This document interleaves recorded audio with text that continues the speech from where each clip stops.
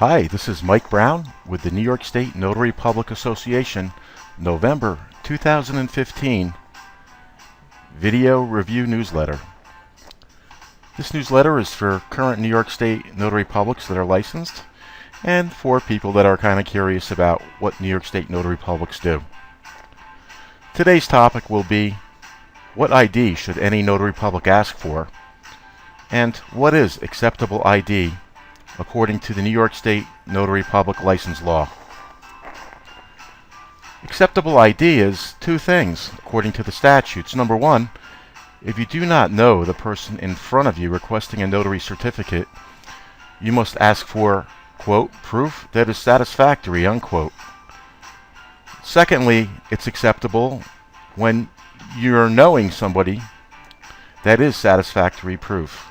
So you don't have to ask your boss and your coworkers for their driver's license every day. A driver's license is the most common thing that notary publics ask for, but of course, especially in the inner cities, people don't drive. It's not smart to own a car. Driver's license is just one of the many things that are acceptable, but not named in the statutes.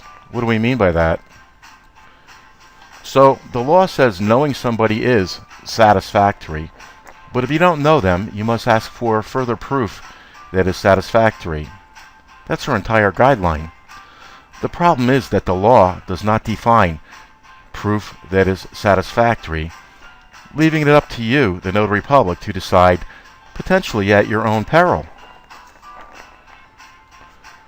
So it is completely up to you, the judgment of the notary public, to decide what to ask for. However, the person standing before you has rights under the law that are outside the scope of the basic Notary Public License Law booklet statutes that we study and use as a guideline. So, if you make a foolish decision, you could be held accountable for asking for too little or too much ID. And that, of course, would violate somebody's rights to get their paperwork completed. So, what are we saying here? It seems a little confusing. Let's clear it up right now. So, what do I do? Well, there is a law that tells you what to do called the prudent man principle, which basically states that you should do what is considered reasonable by an average person in society when the law does not give directions or is ambiguous, and that's exactly the case in this law that gives guidance for New York State Notary Public officers. In other words, just be reasonable. We cannot tell you what ID to ask for, since it's not in the law. However, we can tell you what we like to ask for. We like the list of ID required to get into the notary exam, which is a form of government ID that has the photo, signature, and that's not expired. You could, however, ask for anything you deem satisfactory as a state officer. We have, however, seen a notary public in Long Island sued by an attorney at law in New York State for not using a logbook to record the ID. This, by the way, is not required in New York State, and the notary did not get in trouble. Is it smart to use a logbook? Yes, but it's not required. It could be considered satisfactory evidence. So, why do you think New York State legislators decided to make such an ambiguous, undefined requirement for ID in notary certificates, rendering very important legal instruments instantly admissible as evidence in a court of law with no further proof and recordable? We don't know what the intent was for certain, but it appears that they, the New York State legislators, wrote it in the best interest of the general public, so that they can get their paperwork witnessed under difficult circumstances and sometimes personal trials. For example, what if a family's house burned down and they had no ID because they escaped in their pajamas? They still need to get an insurance claim notarized to get financial relief, but they have no physical ID.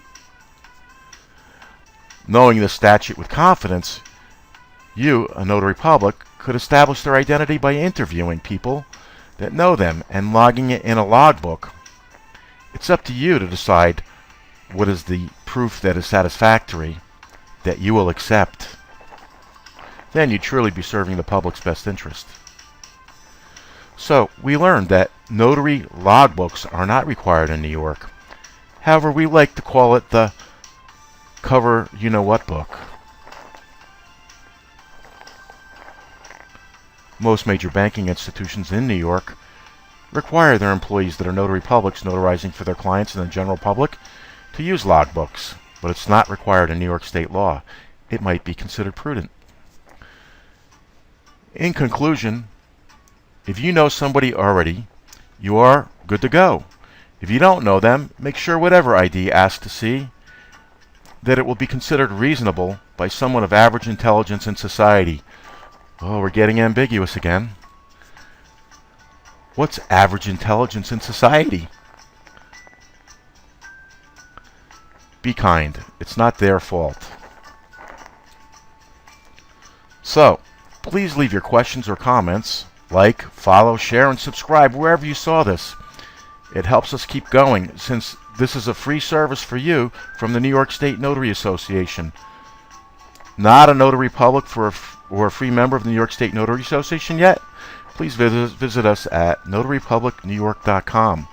Thank you very much, and we'll see you next month.